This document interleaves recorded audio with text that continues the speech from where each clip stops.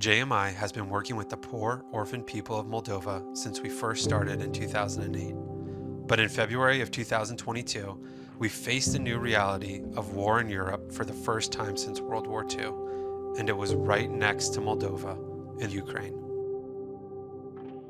Russia invaded Ukraine, and as the bombing intensified and spread, homes, buildings, and schools were destroyed.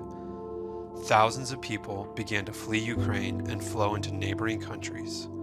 Moldova, a country of only 3 million, soon had hundreds of thousands of refugees within its borders.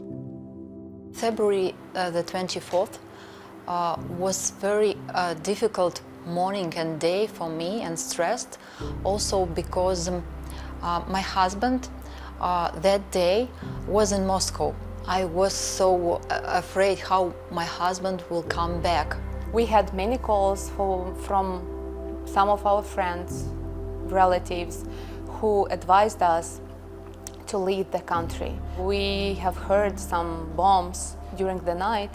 We had everything ready in our car, the documents in our hands, ready just to drive out from Moldova.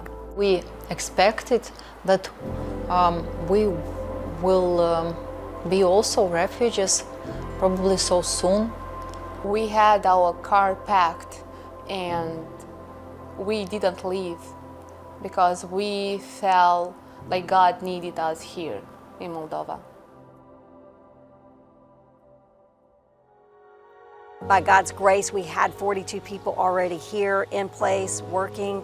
No other organization had that, and so we actually were able to partner with other major NGOs who had the resources, but they didn't have the people. We named Shazara as our crisis director, and Shazara built an entire team of people to support our work. The mayors and the pastors were surprised that from the very first week, very first days, all the JMI Moldova staff was ready to help. The very first physical need of the refugees were addressed by us. One day we had a call from the mayor of Kostiest, Mr. Vasily, who was asking for help. He had to open that refugee center because there were many refugees coming to the village and just staying in the street.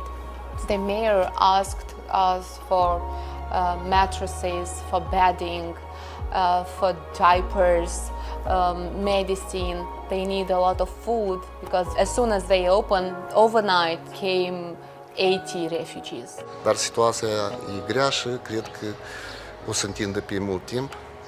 Diferitul speranță și caritate, am ajuns la nivelul ăsta care suntem la moment. Dar eu aș vrea să mulțumesc din numele meu personal ca conducător a satului, primarul satului Kostiest, care ne-au susținut și ne susțin permanent aici cu situația asta care avem cu refugiații. De aceea trebuie să intrăm în situații și să facem tot posibilul copilașii ăștia care vedeți aici mici și mamele și persoanele în etate să beneficieze de niște condiții cât de cât. Moldovans are housing refugees themselves in their own homes. It's literally the poor helping the poor. And we've been able to resource those Moldovan families and provide food and hygiene and bedding, heat, medication to these Ukrainians that have lost everything. Nobody thought about money. Everybody thought only about how they can help, how they can share what they have. God, in the middle of a crisis, He's grown our organization and He's provided above and beyond what we could have expected from Him to make sure that the people that we needed to care for had what they needed. In 1 hour, you might lose everything. The only thing remains of you is the belief, is God in your heart. You lost your house, but you didn't lose your God. And He will provide you everything you need.